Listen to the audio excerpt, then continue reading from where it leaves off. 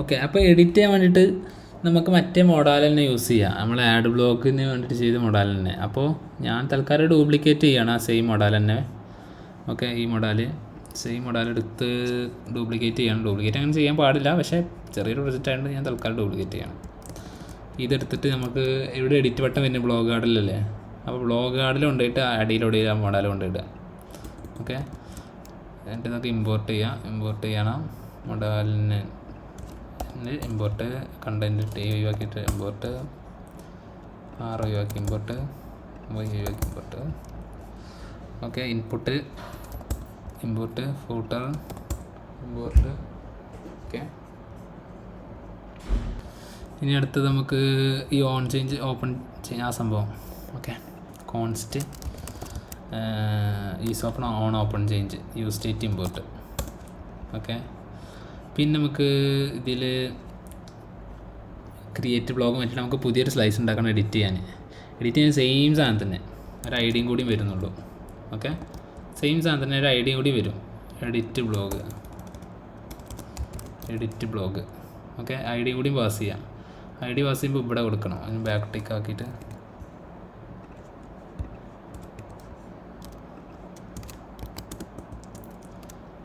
ഡാറ്റേൻ്റെ ഉള്ളിൽ I D ഉണ്ടാവും. നമ്മൾ അസ്യൂം ചെയ്യും, നമ്മൾ അവിടെ നിന്ന് അങ്ങനെ പാസ് ചെയ്യുള്ളൂ. Okay, edit blog. അതേപോലെ എഡിറ്റ് ബ്ലോഗിന് 4-5 കേസ് ഇടുക.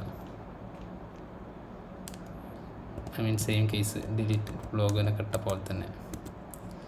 ഓക്കെ, തന്നെ സെയിം കേസ്. ഓക്കെ, എന്നിട്ട് നമ്മൾ എന്ത് ചെയ്യും, എഡിറ്റ് ബ്ലോഗ് എന്നുള്ളത് വിളിക്കും. അതേപോലെ ഈ ഫംഗ്ഷൻ്റെ നെയിം വെച്ചിട്ട് എഡിറ്റ് ബ്ലോഗാക്കി ആ ഫോമിൻ്റെ ഐ ഡി ഇതും എഡിറ്റ് ബ്ലോഗാക്കി. Title author, description author. Okay, ഇത് എഡിറ്റ് ചെയ്യാൻ വേണ്ടത് നമുക്ക് ഗെറ്റ് ബ്ലോഗ്സ് ഇത്ര തന്നെ ഉള്ളൂ. ഇതിനധികം ഐ ഡി കൂടി പാസ് ചെയ്യണം പറഞ്ഞു ഞാൻ. ഐ ഡി ഇപ്പോൾ ഓൾറെഡി നമുക്ക് കിട്ടും. എവിടെ നിന്ന് അറിയോ, ഓൾറെഡി ഇതിൽ നമ്മൾ ബ്ലോഗ് കാർഡ്ക്ക് ഓരോ ബ്ലോഗും പാസ് ചെയ്യുന്നുണ്ട്. അപ്പോൾ ഈ ബ്ലോഗിൻ്റെ ഉള്ളിലുണ്ടാവും ഐ ഡി. ഓക്കെ, ബ്ലോഗ്.id. ഓക്കെ, അപ്പോൾ നമുക്ക് ചെക്ക് ചെയ്യാം. ബിൽഡർ ആഡ് റിഡ്യൂസർ ചെയ്യാം. എന്തൊരു എററുണ്ട് ആഡർ കേസിൻ്റെ അവിടെ ഇവിടെ ആയിട്ട് add case delete blog rejected add pending edit blog. Refresh ചെയ്ത് നോക്കട്ടെ. 24 cannot be called to reducer. നമ്മളിതിൻ്റെ പേര് മറ്റേ മറന്നുണ്ടാവും. ക്രിയേറ്റ് ബ്ലോഗിന് ഇവിടെ എഡിറ്റ് ബ്ലോഗ്. Okay, set. ഇനി നമുക്ക് ചെയ്യേണ്ടത് എന്താ വെച്ച് കഴിഞ്ഞാൽ ഈ എഡിറ്റ് നിൽക്കുമ്പോൾ ആ മൊഡാൽ ഓപ്പൺ ആവണം. ഓക്കെ, എഡിറ്റ് ബട്ടൺ നിൽക്കുമ്പോൾ മൊഡാൽ ഓപ്പൺ ആവണം. അതിന് എഡിറ്റ് ബട്ടൺ നിൽക്കുമ്പോൾ മൊഡാൽ ഓപ്പൺ ആവണമെങ്കിൽ ഇതാണ് നമ്മൾ എഡിറ്റ് ബട്ടൺ അല്ലേ. ഇവിടെ on click on open change true ആക്കി. ഓക്കെ, ഇവിടെ എന്താ പറയുക, ഇൻപുട്ട് ടു ഇൻവോക്ഡ് വിത്തിട്ട് ന്യൂ. അതായത് നമ്മൾ ഇൻപുട്ട് ഇമ്പോർട്ട് ചെയ്തത് പോസ്റ്റ് CSS എന്നാണ്, മാറിപ്പോയി.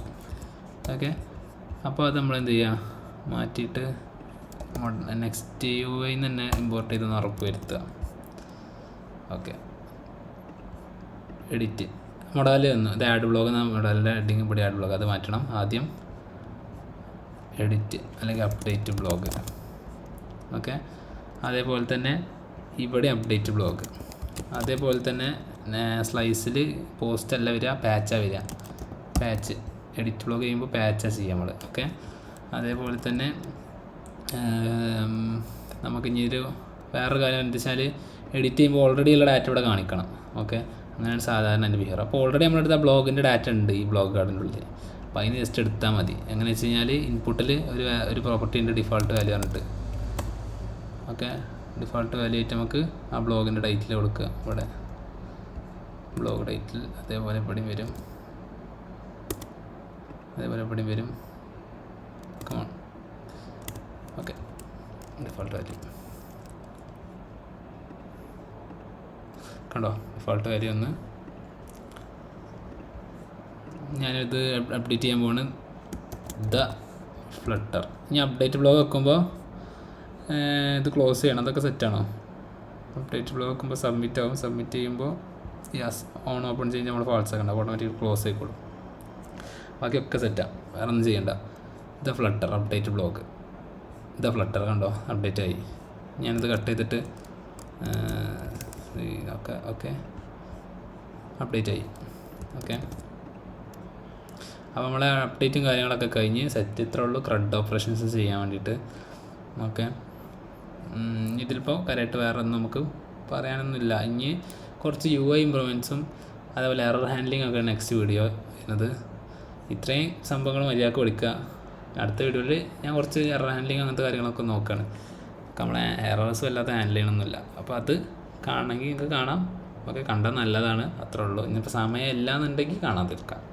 ഓക്കെ, സമയം ഉണ്ടെങ്കിൽ എന്തായാലും കാണാം. Okay, that's it.